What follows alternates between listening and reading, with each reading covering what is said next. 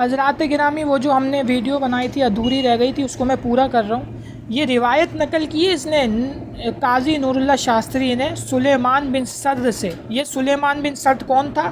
یہ سلیمان سرد وہی شخص ہے جس کے مکان میں جمع ہو کر شیعہ نے امام کو کوفہ آنے کی دعوت نامہ تیار کیا تھا۔ یعنی یہ سلیمان بن سرد وہی شخص ہے جس کے گھر میں جا کر شیعوں نے خط لکھے تھے امام حسین کو۔ اب یہ مجالس المومنین میں شیعوں کا شہید ثالث علامہ قاضی سید نور اللہ شاستری بیان فرماتا ہے۔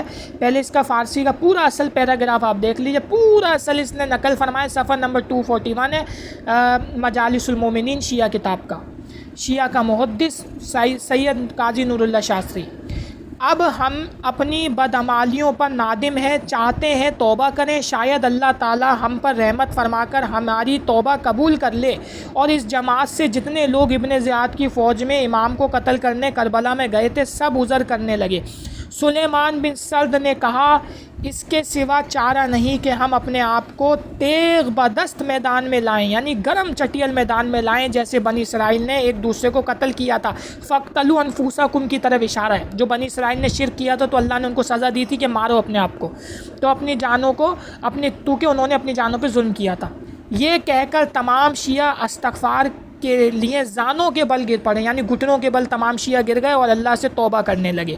یہ سلیمان بن سرد سے روایت ہے، یہ وہی شخص ہے جو کربلا میں موجود تھا۔ اس سے روایت نقل کی ہے مجالس المومنین اپنی کتاب میں سید قاضی نور اللہ شاستری نے، یہ صفحہ نمبر 241 پہ پورا آپ پیراگراف دیکھتے ہیں۔ شیعہ کا لفظ فارسی عبارت میں بھی موجود ہے، اصل عبارت میں دیکھ رہے ہیں آپ، بالکل آپ کے سامنے یہی یہاں پہ استغفار کرنے لگے۔ استغفار بھی آپ دیکھ لیجئے، یہ دیکھا استغفار درآمد، یہ فارسی صحیح ہے۔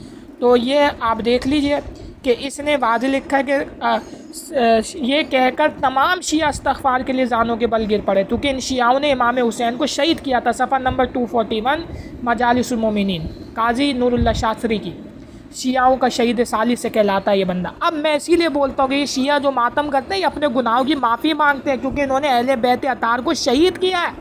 یہ کوئی سوگ ووگ نہیں ہے، یہ اپنے گناہوں کی، اپنے بزرگوں کے گناہوں کی معافی مانگتے ہو تم لوگ۔ یہ گھر کا بیدی لنکا ڈائے قاضی نور اللہ شاستری شہید ثالث شیعہ مذہب کا، صفحہ نمبر 241 مجالس المومنین پورا تمہارے سامنے موجود ہے، اصل بھی اور اس کا ترجمہ دیکھ لو۔